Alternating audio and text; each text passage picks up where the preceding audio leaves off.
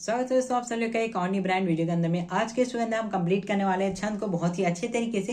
ये हमारे ग्रामर का तीसरा वीडियो होने वाला है। इससे पहले हमने दो टॉपिक के ऊपर बहुत ही अच्छे से बात किया हुआ है, एक एक करके एक एक वीडियो के अंदर में बहुत अच्छे से बात किया हुआ है। अगर आपने उसे नहीं देखा है तो आप जाके देख सकते हो। बहुत ही अच्छा टॉपिक है, उससे बहुत ज्यादा क्वेश्चन आता है। हाई वेटेड टॉपिक था, ये भी हाई वेटेज टॉपिक में से एक है, इसलिए यहाँ पास मैंने इसे सिंगल में बनाया है। इसके बाद जो भी छोटी छोटी यहाँ पास ग्रामर बचे, व्याकरण बचे, उसे हम एक ही वीडियो के अंदर कंप्लीट करेंगे। जैसे मुहावरे हो गए, रस हो गए या बीम वगैरह हो गया, वो एक वीडियो के अंदर हम कंप्लीट करेंगे। उसके बाद हम लोग इसकी पूरी प्रैक्टिस जो है स्टार्ट कर देंगे। एंड यहाँ पर आपको मैं छंद जो है बहुत ही अच्छे तरीके से बताने वाला हूँ। इसके रिलेटेड जितने भी क्वेश्चन आएंगे वो बन जाने वाले हैं इस वीडियो को देखने के बाद। तो चलो यहाँ पर स्टार्ट कर लेते हैं। सबसे पहले मैं आपको बताऊंगा छंद क्या होता है, उसके बाद मैं आपको उसके प्रकार बताऊंगा, देन उसके बाद मोस्ट इंपॉर्टेंट जो छंद है वो मैं बताऊंगा, फिर लास्ट में 2026 के जो क्वेश्चन है वो हम यहाँ पर सॉल्व करने वाले हैं। ठीक है, तो चलो यहाँ पर स्टार्ट कर लेते हैं। सबसे पहले छंद क्या होता है। देखो, छंद ना एक रूल होता है। एक क्या होते हैं यहाँ पास, एक रूल मतलब कि समझ रहे हो, रूल मतलब कि होता है नियम कायदे कानून जो होता है ना, वो होता है छंद। कविता को लिखने के लिए जो नियम फॉलो किया जाता है, रूल फॉलो किया जाता है,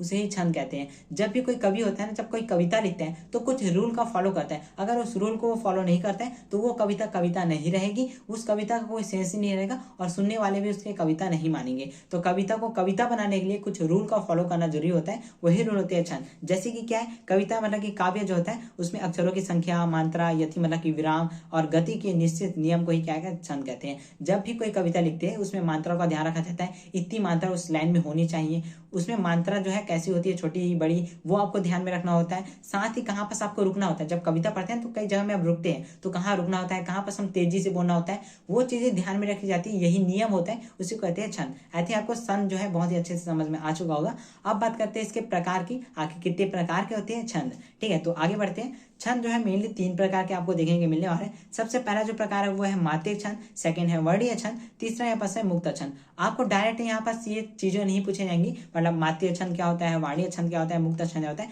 ऐसे डायरेक्ट नहीं पूछा जाएगा। आपको इसके अंदर के जो एग्जाम्पल्स है ना वो पूछे जाएंगे। इसके अंदर में बहुत सारे छंद के प्रकार है, जैसे अलंकार में बहुत सारे टाइप थे ना, वैसे सेम यहाँ पास भी बहुत सारे टाइप होने वाले हैं। तो एक एक करके जितने भी इंपॉर्टेंट है ना, बस हम वो बात कर लेते हैं एंड यहाँ पास वीडियो को जल्दी जल्दी कंप्लीट कर लेते हैं। लास्ट में यहाँ पास हम पीवाईक्यू भी सॉल्व कर लेंगे। सबसे पहले जो क्वेश्चन है वो है समैया छंद क्या होता है। समैया छंद, देखो समैया छंद क्या होता है। जब भी कोई क्वेश्चन पूछा जाएगा, देखो मैं आपको पहले बता देता हूँ, ये जो छंद है ना इसे याद करना होता है, ये समझने का नहीं है, बट फिर भी मैं आपको समझाने की पूरी कोशिश करूंगा जिनको समझ में नहीं आता है। आपको एक नंबर में ये पूछा जाता है, आपको पता है जो ग्रामर है वो एक नंबर में पूछा जाएगा और आधे नंबर में भी पूछा जा सकता है। बोले भाई आधे नंबर में, हाँ जी, इसकी परिभाषा आपको आधे नंबर में पूछी जा सकती है, आधे नंबर में आपको उदाहरण बोला जा सकता है। अगर उदाहरण बोलता है तो आपको उदाहरण सहित लिखना है, उदाहरण नहीं बोलता है तो आपको ओनली परिभाषा जो है वो लिख देनी है। ठीक है, तो चलो यहाँ पर स्टार्ट करें समैया छंद की। अगर क्वेश्चन आता है तो आपको पॉइंट में आंसर लिखना है, क्योंकि एक नंबर का आपको 2 पॉइंट या 3 पॉइंट आपको बनाना है। अगर एग्जाम्पल नहीं पूछते तो 3 पॉइंट बनाना, एग्जाम्पल पूछते हैं तो 2 पॉइंट बनाना। ठीक है, चलो यहाँ पर स्टार्ट करते हैं। सबसे पहला पॉइंट इसका देख लेते हैं, समैया छंद क्या होता है। तो ये क्या होता है, वर्णीय सब छंद होता है। ये क्या होता है भाई, ये प्रकार होता है। मैंने अभी बताया ना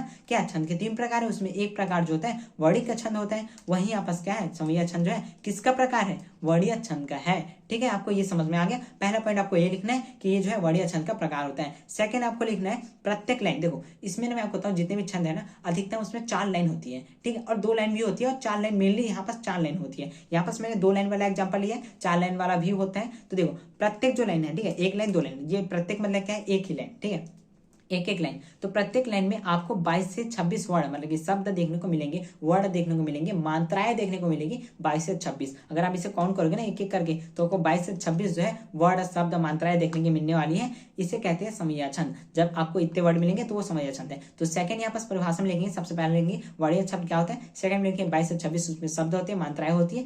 थर्ड आपको लिखना है चारों जो चरण है, ठीक है, इसमें मैंने 2 लिखा है, वैसे 4 होते हैं, चारों चरण में तुकबंदी होती है। अब एक तुकबंदी किस वाला की बात है, तो तुकबंदी का मतलब ये होता है जब भी कोई कविता होती है उसके आखिरी में आप देखिए पूर्ण विराम होता है, एक लाइन होता है, जिससे पता चलता है वो जो कविता है वहां पास खत्म हो चुकी है, उसके बाद अलग लाइन आने वाला है, उसी को तुकबंदी कहते हैं। अगर यहाँ पास पूर्ण विराम नहीं होता तो वो खुला हुआ रहता है, मुक्त छंद में आ जाता है, लेकिन अगर तुकबंदी है तो यहाँ पास समैया छंद में आ जाएगा। ठीक है, आपको समझ में आया, चारों लाइन में तुकबंदी होगी ही होगी। तो ये थे एकदम सिंपल सा। अब बढ़ते हैं आगे क्वेश्चन की ओर। अगला यहाँ पर जो क्वेश्चन है वो यहाँ पास कविता छंद क्या होता है। कविता छंद को मनहर छंद भी कहा जाता है। अब इसका यहाँ पास परिभाषा देख लेते हैं। इसमें क्या है ना, ये भी एक वर्णीय छंद है। पहला पॉइंट ये हो गया, ये भी क्या है, वर्णीय छंद है। सेकंड पॉइंट ये है, इसमें कितने वर्ड होंगे, कितनी मात्राएं होंगी, इसमें लगभग 30 से 31 शब्द मात्राएं जो होंगी, ठीक है, वर्ड होने वाले हैं। इसके बाद यहाँ पर अगर देखा जाए जो कि मेन है यहाँ पर इंपॉर्टेंट है क्या है 16 और 15 जो शब्द है, ठीक है 15 मात्रा हो गया, 16 जो 15-16 मात्रा है अगर पढ़ो गिनोगे तो 15 जो 16 आएगा ना, वहां बस यति होता है। अब यति क्या होता है,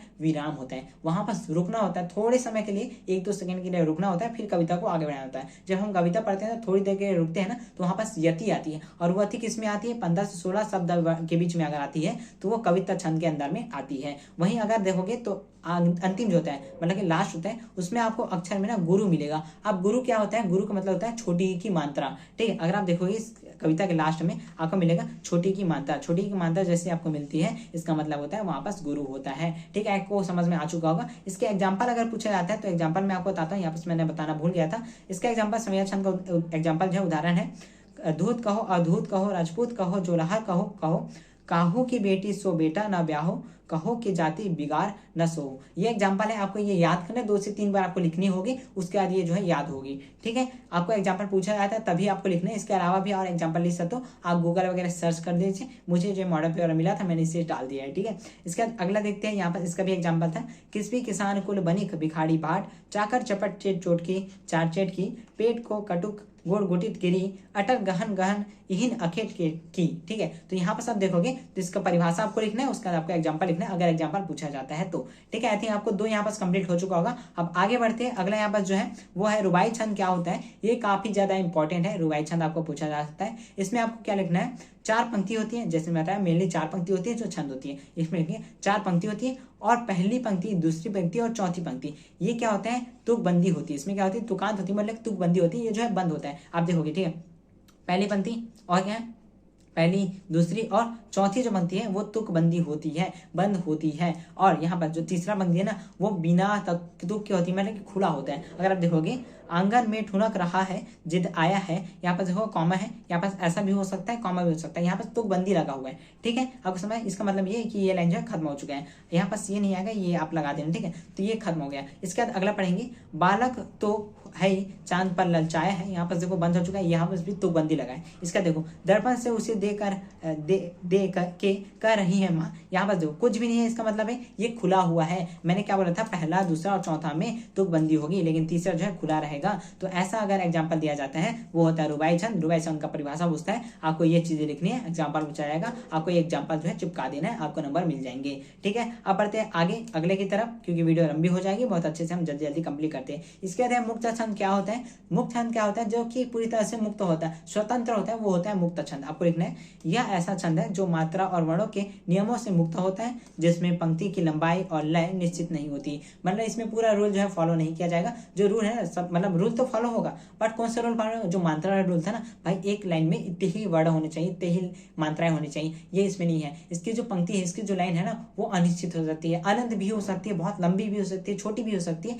वो इसके ऊपर डिपेंड करते हैं कविता क्या होती है, ठीक है। इसका एग्जाम्पल आप ढूंढ के लिख देना, वैसे एग्जाम्पल नहीं पूछा जाएगा, आपका मुक्त छंद क्या है वो पूछा जाएगा। इसका अगला यहाँ पर देख लेते हैं दोहा छंद क्या होता है। इसके बाद यहाँ पास कुछ और बचे, फिर जल्दी जल्दी कंप्लीट करते हैं। दोहा छंद अगर पूछा जाता है, यह एक क्या है, अर्ध सम मात्रीय छंद है, क्या अर्ध छंद मात्रीय छंद है, मात्रिक छंद है। मात्रिक छंद क्या है, जो कि प्रकार मैंने बताया हुआ था 3 प्रकार, उसमें पहला जो छंद है मात्रिक छंद होता है, ठीक है। तो यहाँ पास क्या है, ये मात्रिय छंद है, कौन, दोहा छंद मात्रिय छंद है। इसके बाद इसमें 4 चरण होते हैं, इसमें भी 4 पंक्तियां होती है। पहले और तीसरे चरण में 13 मात्रा होती है, ठीक है, पहले तीसरे में 13 मात्रा होती है, दूसरे और चौथे में 11 मात्राएं होती है। आपको ये जो है परिभाषा में लिखनी है। इसका एग्जाम्पल आपको लिखना है, रहीमन पानी रखिए बिन पानी सब सून, पानी गए न उबरे मोती मानो चुन, ठीक है। तो ये है, मतलब उतना मेरे को पढ़ते नहीं पड़ रहा है, अगर आप 2 से 3 बार पढ़ोगे तो आपसे बन जाएगा, मेरे से भी ये बन जाएगा। तो मैं लिख के प्रैक्टिस करूंगा, ताकि हमें लिखने की प्रैक्टिस होनी चाहिए, ना कि बोलने की, ठीक है। बोलते तो अटक जाते हैं, ऐसे ऐसे वर्ड होते हैं कविताएं में, तो हमें लिखने की प्रैक्टिस यहाँ पास करनी है। इसके बाद चौपाई छंद, ये भी काफी ज्यादा इंपॉर्टेंट है, एंड ये आई थिंक आया हुआ था, मुझे उतने कंफर्म नहीं पता, मतलब आया हुआ था सर, ठीक है।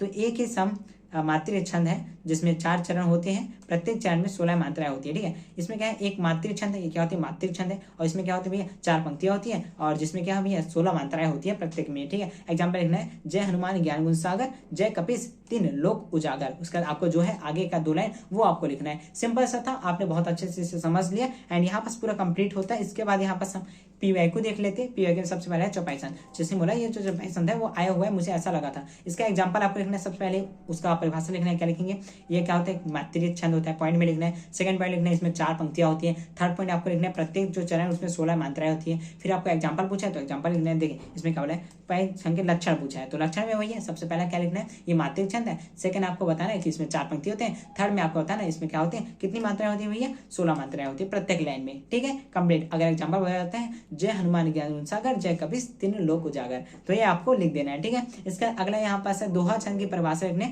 और उसका उदाहरण जो है आपको देना है। ठीक है, तो दोहा छंद क्या था यहाँ पास है, एक क्या है भैया, अर्धमात्रिक छंद। अब उदाहरण बोल दिया तो आपको 2 पॉइंट लिखना है। ठीक है, ये मत लिखना, या लिखोगे तो मात्रिक छंद लिखना, उसका लिखना 4 पंक्ति होती है। पहले और तीसरे में 13 मात्राएं, दूसरे और चौथे में 11 मात्राएं होती है। एग्जाम्पल आप लिखना, रहीमन पानी रखे बिन पानी सब सून, पानी गए न उभरे मोती मानुष चून, ये आपको लिख देना है। ठीक है, आई थिंक आपको ये समझ में आ चुका होगा। अगला क्वेश्चन है षोडहा छंद का उल्टा छंद कौन सा होता है, तो षोडहा छंद का उल्टा होता है दोहा छंद। ठीक, आपको ऐसे क्वेश्चन देखने को मिल सकते हैं। ये पीवाईक्यू की है अभी 2026 का ही। ठीक है, 2026 का ही पीवाईक्यू है ये, तो आपको ये देखने को मिला था, कौन सा सेट में था पता नहीं, बट ये मिला था। ठीक है, और इसका है कैमरे में बंद अपाहिज पाठ किस छंद में लिखा गया है, तो ये जो है मैं आपको इंपॉर्टेंट क्वेश्चन है, ये बहुत ही ज्यादा इंपॉर्टेंट है। और जो वीडियो में चलेगा ना, मैं बहुत सारे दिखाऊं, हमारा जो व्यूज है ना, मतलब कि एवरेज जो टाइम है वो बहुत कम है भाई। वीडियो को बहुत लोग स्किप करके देखते हैं और छोड़ के जाते हैं, ये बहुत ज्यादा इंपॉर्टेंट है। एंड मैं बताऊं, इसमें से एक क्वेश्चन आने वाला है, ये वाला क्वेश्चन। बोले भाई यही क्वेश्चन है कि नहीं नहीं, यहाँ से ना एक ऐसा एकदम लॉजिकल क्वेश्चन आएगा। देखो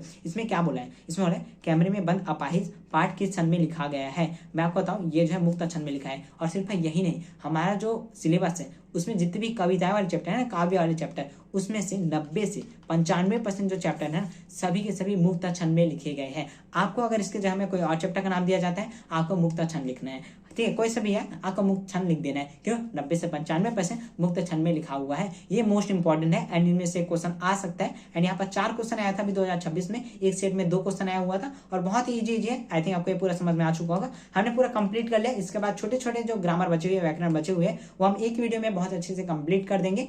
एंड इसके साथ ही क्वेश्चन नंबर 12 हमारा बचा हुआ है एंड उसमें आंसर क्वेश्चन है। मैं सोचा उसको नहीं बनाना चाहिए, मतलब मैं इंपॉर्टेंट आंसर क्वेश्चन बता दूंगा, बट मैंने सोचा था 1 शॉट बनाना चाहिए। बट टाइम देखो यार, 5 तारीख हो चुका है आज और हमारा 10 तारीख को एग्जाम है, 4 दिन बचे, तो हमें प्रैक्टिस पे ध्यान देना चाहिए। बाकी अब मैं उस चीज को छोड़ता हूँ, अब पीवाईक्यू जो है ना उसको हम लोग चालू कर देते हैं। ठीक है, अब टाइम मिलता है ना तो मैं वो भी बता दूंगा। बाकी हमारा जो ग्रामर था मेन था 8 नंबर का था, तो हम इसे अच्छे से कंप्लीट कर रहे हैं। ठीक है, तो आई थिंक आपको समझ में आ चुका होगा, अच्छे से पढ़ लिए, आप इसे रिवाइज कीजिए। इसका पीडीएफ आपको टेलीग्राम में मिल जाएगा। ठीक है, तो मिलते हैं नेक्स्ट वीडियो में, तब तक के लिए आप अच्छे से पढ़ाई करते रहो और प्रैक्टिस करते रहो। तब तक के लिए बाय बाय।